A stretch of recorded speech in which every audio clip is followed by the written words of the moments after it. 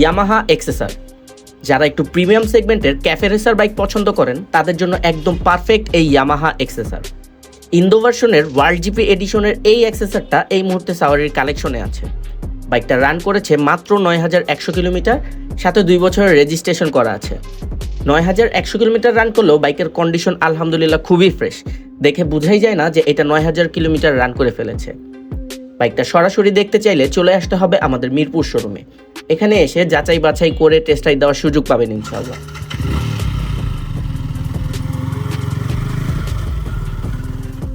এছাড়া ঘরে বসে আমাদের কালেকশনে থাকা যে কোনো বাইক অর্ডার করে ফেলতে পারেন আমাদের সাওয়ারি ওয়েবসাইট থেকে।